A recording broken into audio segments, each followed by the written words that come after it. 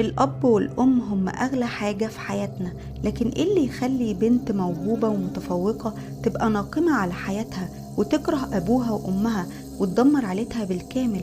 إيه اللي هي عملته معاهم وليه عملت كده؟ وهل جينيفر ضحية ولا مجرمة؟ اسمعوا معايا القصة للآخر وقولولي رأيكم في التعليقات. القصة دي قصة حقيقية حصلت سنة 2010. عيلة جميلة اسمها عائلة بان. الأب اسمه هان بان، والأم اسمها بيك بان، والابن اسمه فيليكس بان، والبنت اسمها جينيفر بان. العيلة دي أصلهم من فيتنام وهاجروا لكندا على قارب عشان يعيشوا حياة كريمة هناك.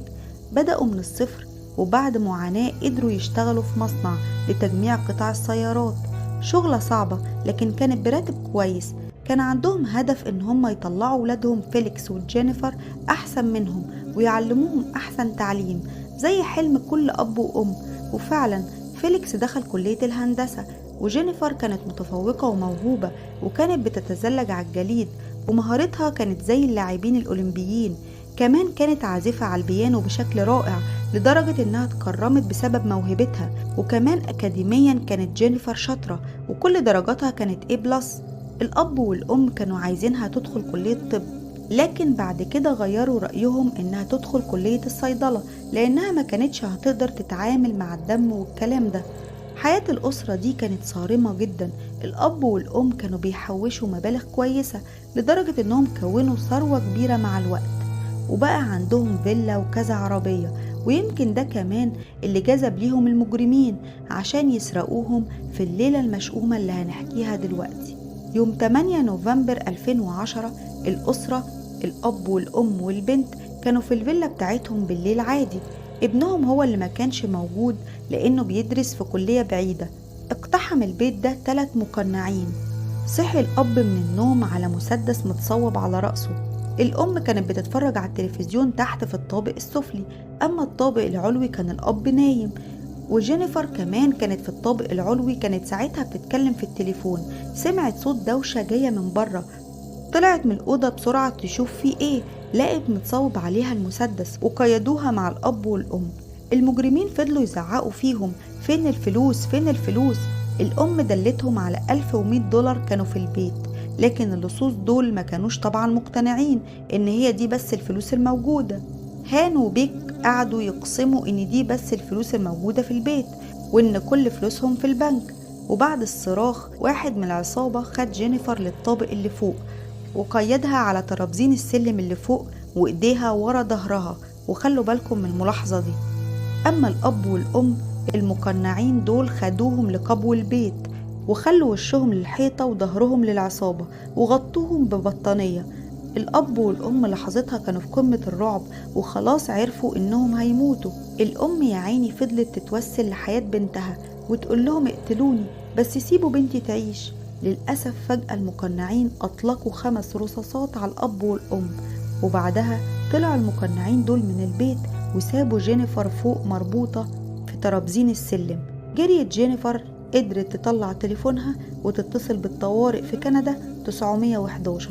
كانت بترتجف وهي بتتكلم وخايفة، وفجأة ظهر في خلفية المكالمة صوت أبوها اللي اتنقص بأعجوبة وكان بيطلب المساعدة. جينيفر ردت عليه وهي بتصرخ وتقوله إنها بتطلب ليهم المساعدة بالفعل.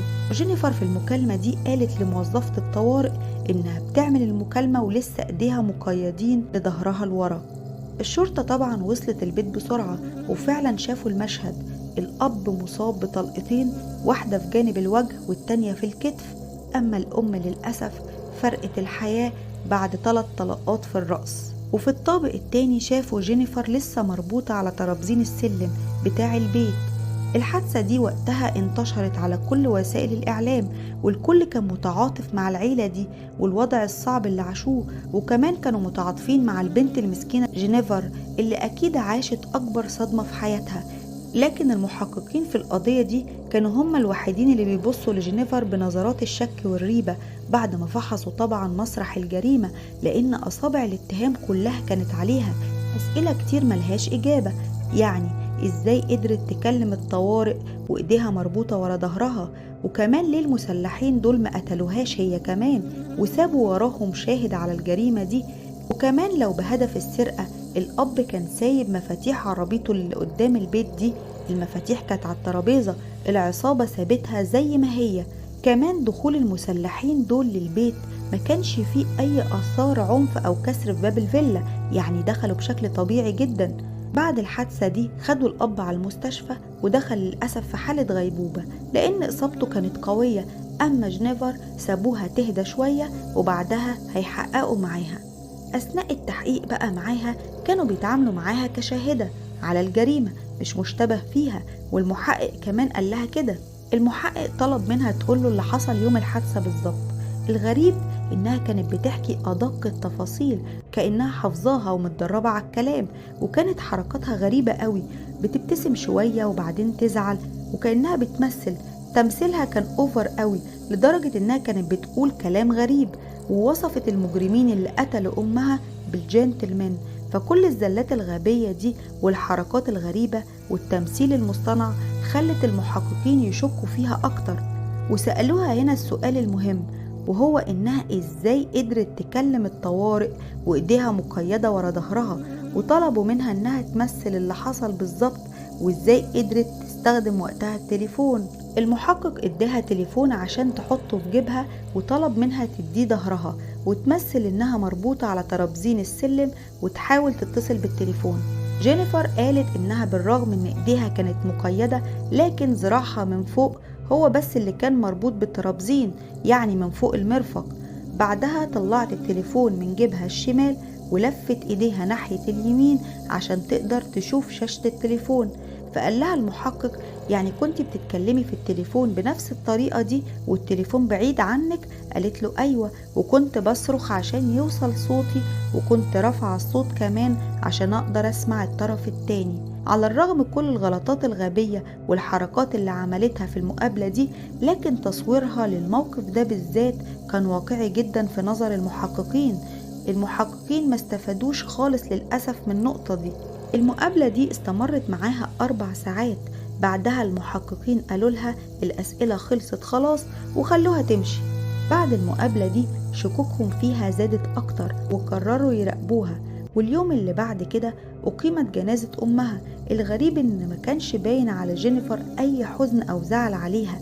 المحققين كانوا مستنيين أي خيط يحللهم القضية الغريبة دي لحد ما حصلت المفاجأة. أبو جينيفر الأب هان قام من الغيبوبة، وده كان أسوأ شيء ممكن يحصل لجينيفر، واللي هيكشف كل حاجة حصلت يوم الحادثة.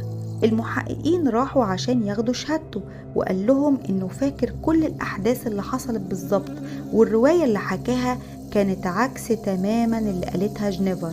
المحققين عرفوا ان جينيفر كانت بتكذب عليهم. المصيبة ان دي اول مرة تتقفش وهي بتكذب كذبة كبيرة زي دي، واللي هي كانت نتيجة لكذبات كتير قوي فاتت محدش كان يعرف عنها اي حاجة.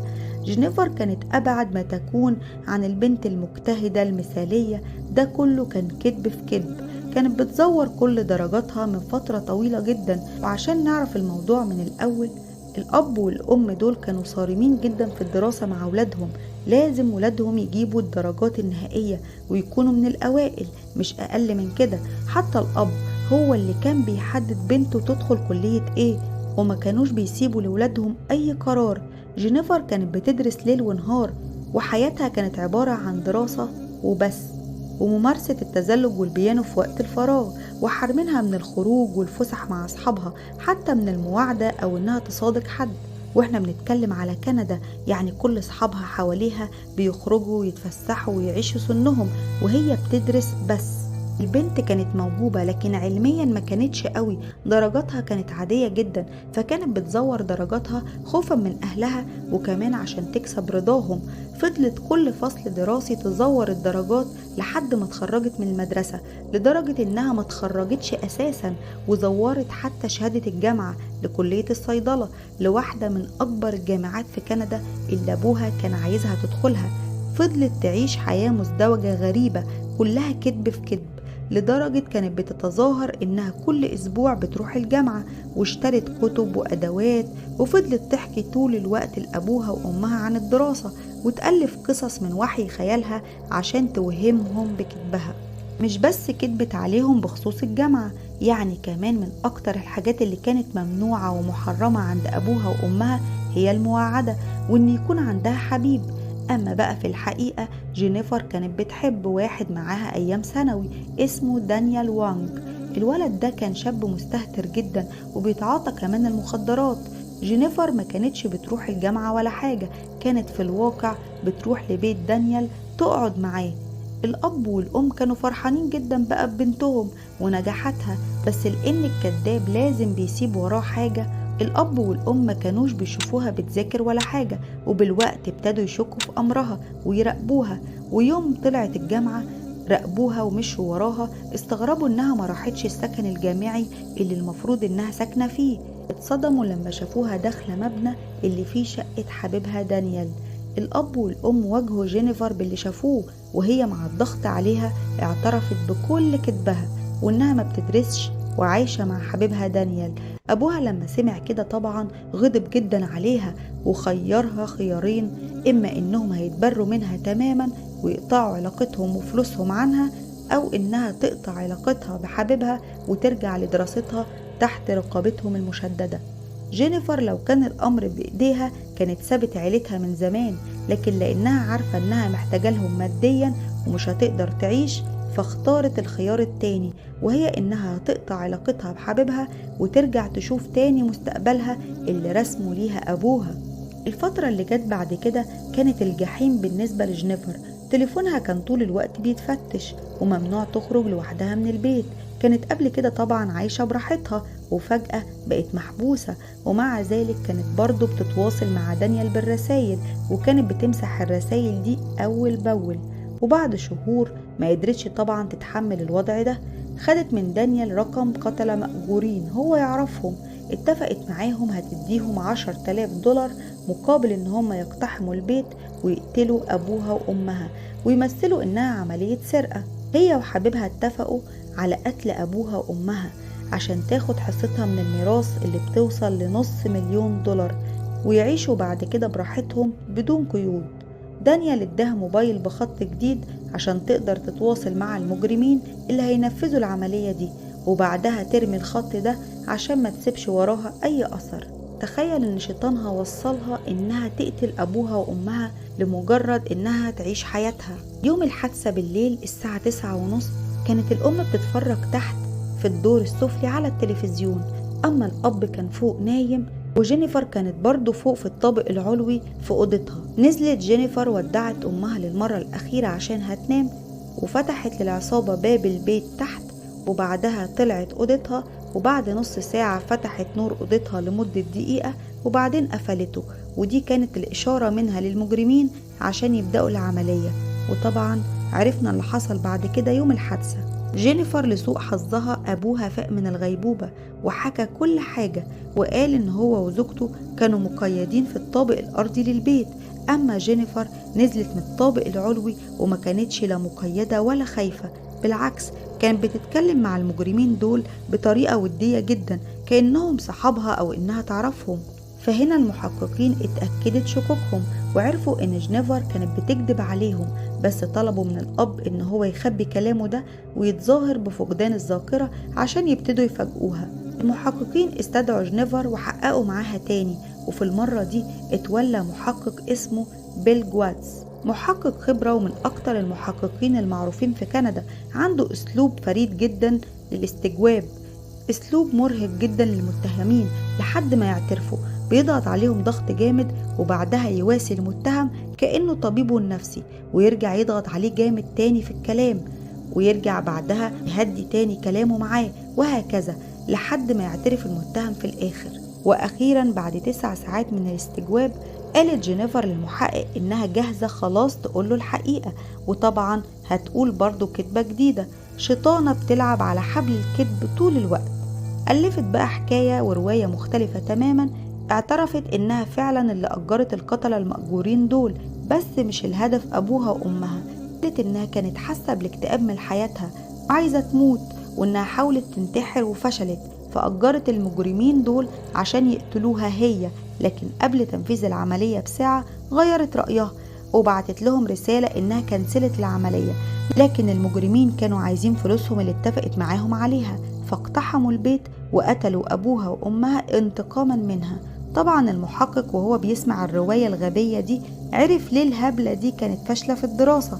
يعني القتلة اقتحموا البيت وقتلوا أهلها وسابوها هي اللي هي يعني الشخص اللي أخلف بوعده معاهم في العملية. كلام مفيش طفل صغير طبعا يصدقه. المهم إنها اعترفت إنها اللي أجرت القتلة دول لاقتحام البيت، واعترفت إن دانيال هو اللي وصلها للقتلة دول. فالشرطة استدعت دانيال طبعا تستجوبه وباعها في أول لحظة، ولأنه طبعا ما كانش يعرف الرواية الجديدة اللي هي ألفتها فقال الحقيقة، وقال إن جينيفر فعلا كانت عايزة تتخلص من أبوها وأمها بسبب ضغطهم عليها.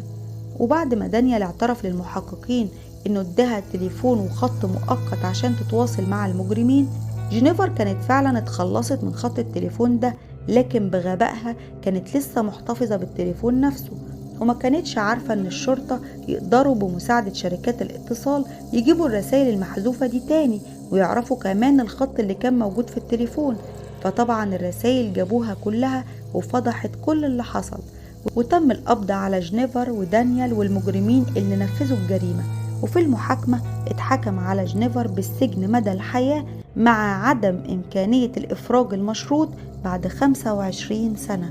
أما دانيال واتنين من المجرمين اللي ضربوا النار اتحكم عليهم بالسجن مدى الحياة مع إمكانية الإفراج المشروط بعد 25 سنة. والمجرم الثالث اتحكم عليه ب 18 سنة مع إمكانية الإفراج المشروط بعد 9 سنين، وده كان أخف حكم فيهم. هو شارك في الجريمة، اقتحم البيت بس ما ضربش نار. بناء على طلب الأب هان والابن فيليكس، أمرت المحكمة بمنع الاتصال بين جينيفر وعيلتها مدى الحياة، وده معناه إنها عمرها ما هتعرف تتواصل معاهم تاني. أب هان ختم كلامه: يقولون إنني محظوظ لأنني لازلت على قيد الحياة، لكنني ميت بالفعل. قال إنه عرف الحقيقة اللي للأسف الجهل بيها كان أرحم بكتير. الأب هان ساب البيت وراح يعيش مع قرايبه، وكمان ما بقاش قادر يشتغل بسبب إصابته وعانى من الأرق والكوابيس. أما الابن فيليكس جاله اكتئاب واتنقل لمدينة تانية بعد ما اتخرج من الجامعة عشان يهرب من وصمة العار إنه من عيلة بان وإنه أخو جينيفر. وهنا انتهى مسلسل الكذب والخداع لجينيفر. بس يا ترى هي استفادت إيه بعد كل ده؟ هل خدت حريتها اللي كانت عايزاها؟ بالعكس، بقى السجن مدى الحياة والإقامة الجبرية فيه. مستقبلها اتدمر وعيلتها كمان اتدمرت، وده كله بسبب كذبها وغبائها.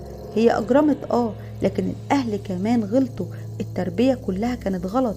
يا ريت الأهل ما يجبروش ولادهم على مستقبل وحياة غصب عنهم. لا الفلوس نفعتهم اهو، ولا الضغط في التعليم والمذاكرة فاد ولادهم بحاجة، وكمان الكبت والحرمان زيادة عن اللازم ومنعهم من الخروج وتكوين صداقات، ولا ده كمان فادهم بحاجة. الضغط بيولد الانفجار. جينيفر كانت موهوبة لو كانت ركزت كل طاقتها في العزف على البيانو أو التزلج، طالما هي ما كانتش شاطرة في الدراسة. كمان هي كان ممكن تستقل بحياتها بعيدة عنهم وتعتمد على نفسها، لكن الشيطان لعب بدماغها للأسف وخسرت كل حاجة. وهنا تبقى انتهت قصة جينيفر. اكتبولي رأيكم في التعليقات، انتوا شايفينها ضحية ولا مجرمة؟ واستنوني في قصة جديدة إن شاء الله، ودمتم في أمان الله. مع السلامة.